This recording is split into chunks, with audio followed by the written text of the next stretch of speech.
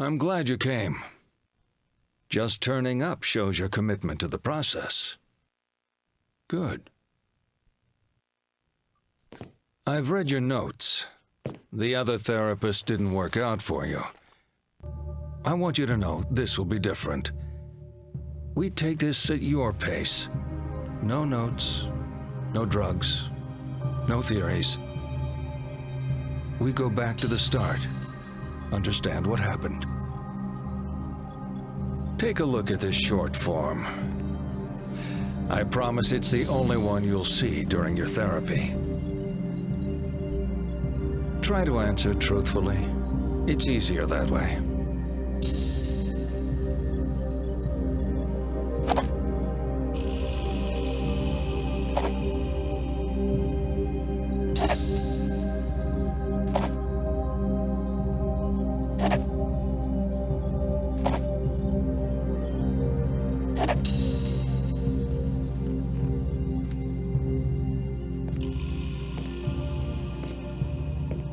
Never cheated on a partner, really? Okay.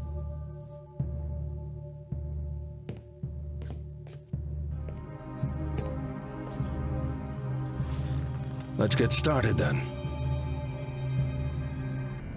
We were in a car accident. When I came to, she was gone. Maybe she went to get help.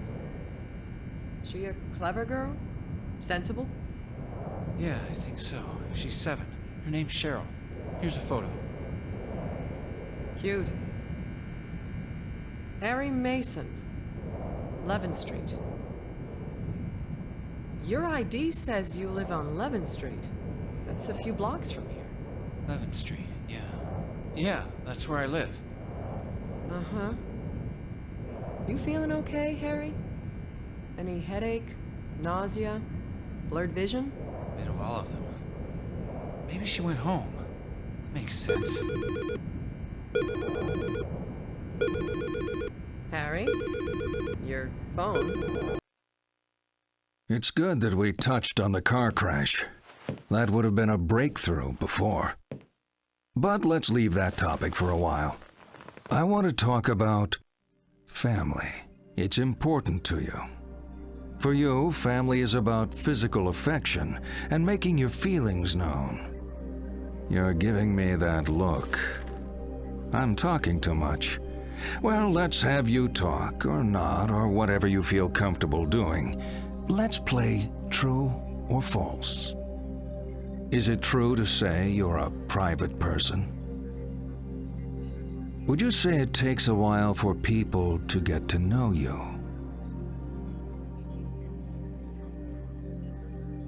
Uh-huh. People can choose their friends, but not their family. Would you prefer to spend time with friends over family? Nothing surprising there. Now, you're going to like this. On the table are some pencils and a picture. I want you to let out your inner child and color in the picture. It's titled Happy Family.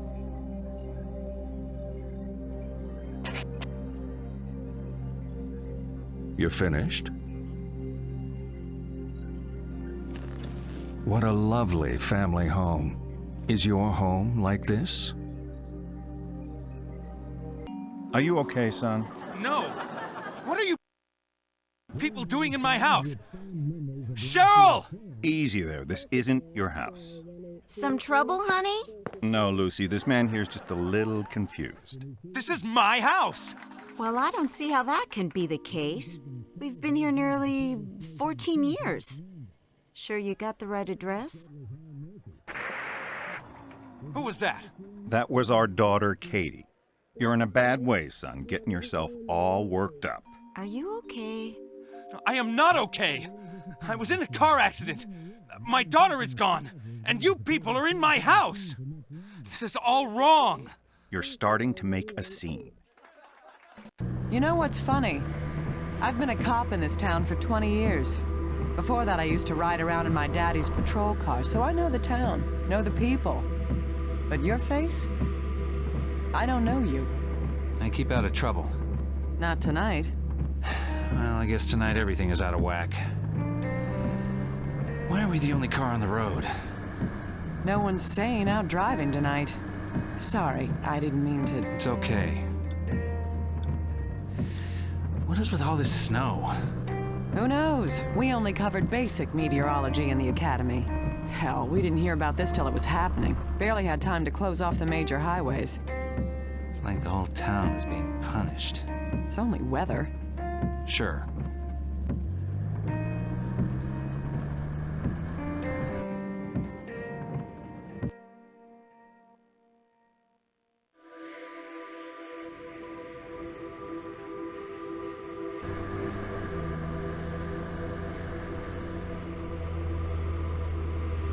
You okay back there? Sure. Holding up. I'm sure your daughter's okay. We've just got to clear this thing up. We should probably get you to the hospital, too, once we know she's safe. I'm fine. The human brain is a delicate thing, Harry. Need to get you checked out. Yeah. My dad thought he was tough. He got hit on the head by a punk resisting arrest. He was never the same after that. You gotta look after yourself, Harry. For your daughter's sake. Point taken. Damn, this snow is crazy. I can't see the road. Wait here. I'm just gonna check where we are.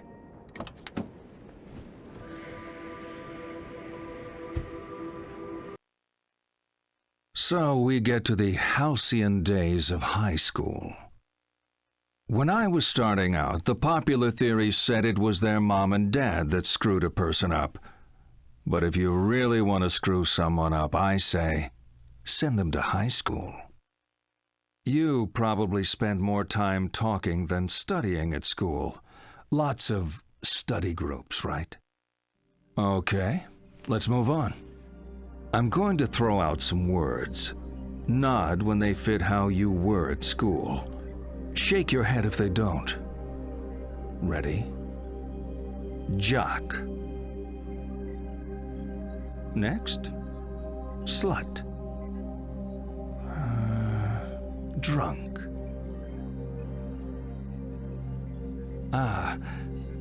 Virgin.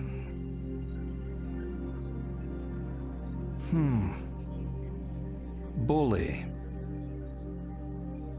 And slacker.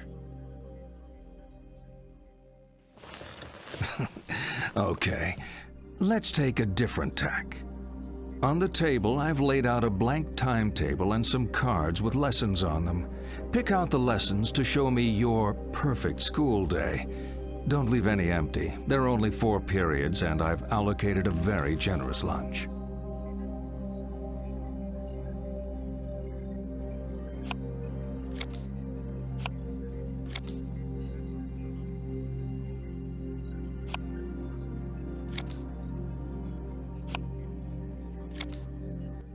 Done? Nice. If that was all there was to it, it would have been a breeze, wouldn't it? Come on, let's talk more about the bad stuff that happened at school. Michelle Valdez. Harry Mason. Nice to meet you, Harry. So, what brings you here? I'm looking for my daughter. She's missing. I convinced myself she'd be here. She's a Midwich student? No. She's just 7. Her name is Cheryl. Cheryl Mason? Yeah. There was a Cheryl Mason when I was here. She was above me at school. Must be a different girl, same name. She's 7. I'll show you. It's something to warm me up in this weather. Things go okay with John? Yeah, he's gonna come meet me here once I've dropped you off. This weather, such a pain. Oh, I should have offered you a drink. No, it's fine. I'm confused enough as it is. I just want to get going, put today behind me. Hey, everything's gonna be fine, you know? We'll be there soon, and then you can see your wife and daughter and... Wife? You're married, aren't you? You're wearing a ring. You okay? Some people like the snow. Signals are down. We make a pretty sorry pair, huh? What? We're always so wasted. I'm pretty and you're vacant. You think we'd like each other if we ever met sober? I am sober. That would explain you weirding me out. I don't think I am. You're not getting it. I don't know who you are. Maybe it was the car accident. I don't know. But you're acting like we know each other, and I've never seen you before in my life. Seriously? You are screwed up. It's scary. I feel like I remember everything. But there's you, my daughter, things that don't fit. And I think I'm seeing things. Do you like what you see? Sorry? If I'm a stranger to you, what kind? You think I'm hot? You're young. Oh boy, Harry. You're really messed up.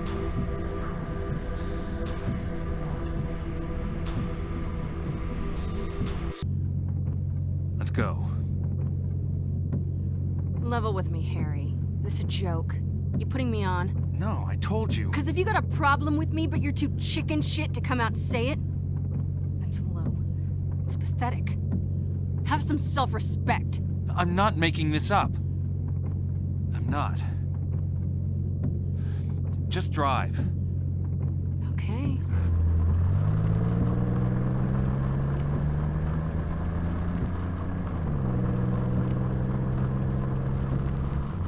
No, it's not okay. I think you're full of shit. Dahlia, listen. I'm not gonna sit here and have you screw around with me. I don't need the hassle. Harry? Dahlia! Nasty, but inevitable. Everyone is going to die, even if we like to pretend otherwise. You could die tonight, in your sleep. Why doesn't that terrify you? How would you like to die? No, wait, let me guess. You'd want to die surrounded by family. It's academic, really, as we're only truly conscious of death when it happens to others. Get to my age, you'll have seen plenty of people die. There 1 minute, then gone. Okay, game time.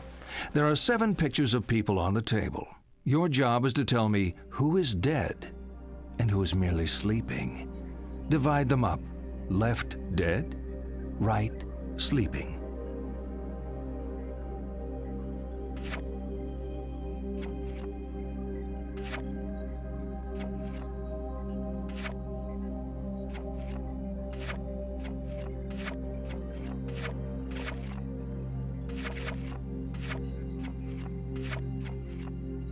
Done?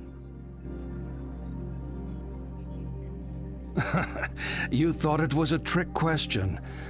I expected no less. Okay, let's get back to it. Watch some TV if you want. I won't be long.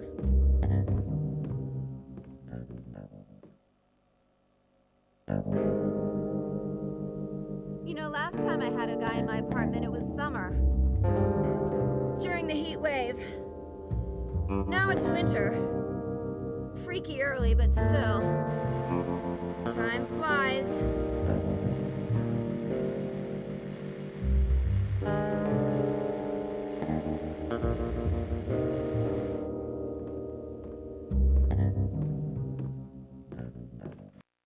You feel guilty about everything. When we all lived in huts and wore furs, we worried over the simple things: food, water, whether animals would come and eat us in the night. Now we have supermarkets, bottled water, and .38 caliber home security. So what keeps us awake at night? More often than not, guilt. If only I had acted differently. If only I hadn't said that. If only I'd said something. You beat yourself up with your past. Don't blame yourself. Blame the world. Blame God. Blame me.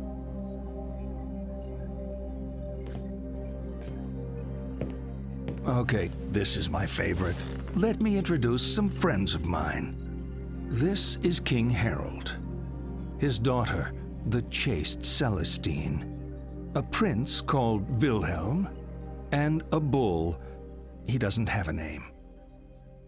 Prince Wilhelm is passionately in love with Celestine, but she does not love him. One day, Wilhelm comes to the king and asks for Celestine's hand in marriage.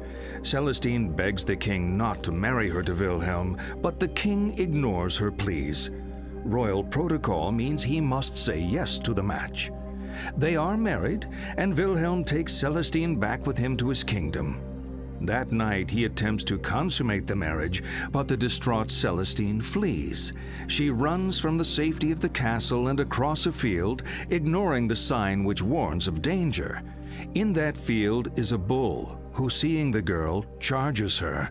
She falls under his hooves and is killed instantly. What I want you to do is line the players up according to how guilty they are of Celestine's death. Whose fault was it? At the left, most culpable. To the right, most innocent. You want to hear that again?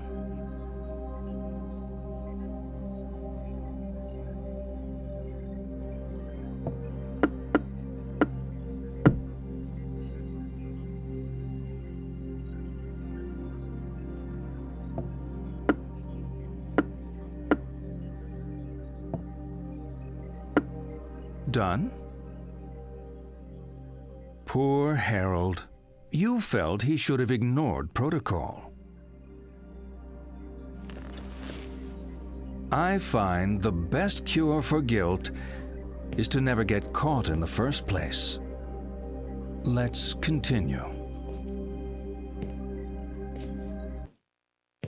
You know, I think we're getting somewhere. We're all tied up in this marriage thing. Marriage worked a lot better when we didn't live so long. We have phrases like the honeymoon is over to remind us how quickly marriages sour. You think I'm being cynical? Divorce does that to you. Come on, you think marriage can really last?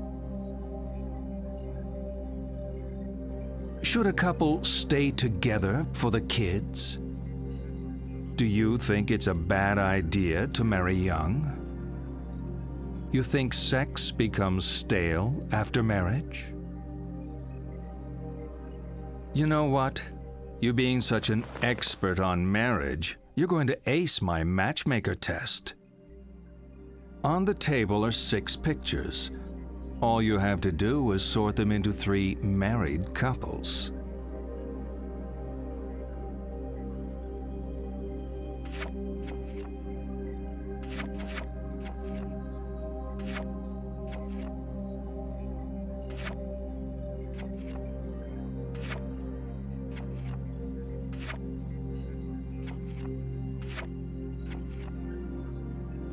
All finished. Okay, now tell me which of those couples are still together. I'm joking. You know I'm just trying to provoke you, right? Oh, let's keep going. We're really making progress here. Nice car you got, John. I always wanted one of these. But when Cheryl was born, we graduated to the family car club. Trunk space wins out over engine size. I'd swap the car for a family any day. Though I'm happy enough with just John for now. Cut it out, Michelle. Huh? It's embarrassing. I'm not embarrassed. Don't mind me. This isn't how I wanted things to go. It's not Harry's fault. I Nothing mean... to do with Harry. I mean this. Us. I wanted to make things clear. I wanted to do things right. What are you saying? This reunion, this weekend. I wanted to come see you to talk things through. Talk? About our relationship? Michelle, there is no relationship. Please, don't do this. Not now. If not now, when? Where? Christ, Michelle, I've been trying to do this for months, but you don't want to hear it. Now we have a witness, maybe you'll listen. You're just tired. You're not thinking right. It's been too long since we've been together. No, Michelle. I was hoping to do this right, but I need to do it. We've been running on empty for a long time. Living on fumes. It isn't a relationship, it's a courtesy. If I still love you, it can't be over. It is! You don't love me. You love the John in your head. Please. I can't listen to this. I can't do this anymore.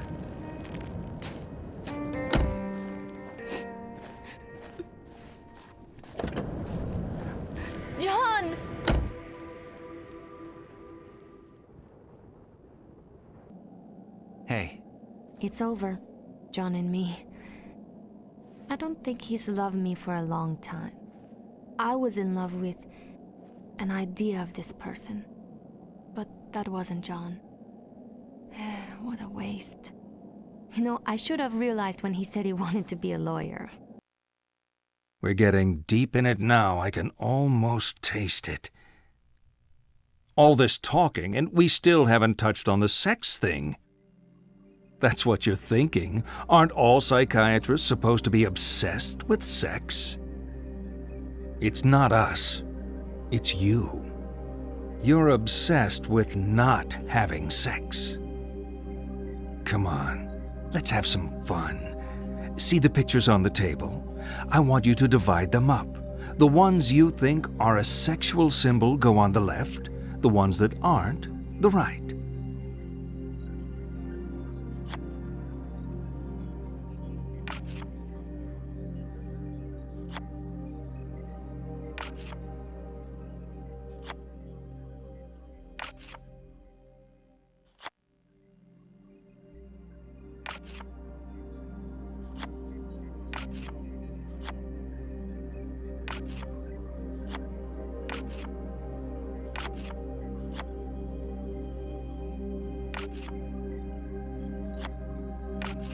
Done? Good. Of course, the constant partner of sex, the other side of the same coin, is death.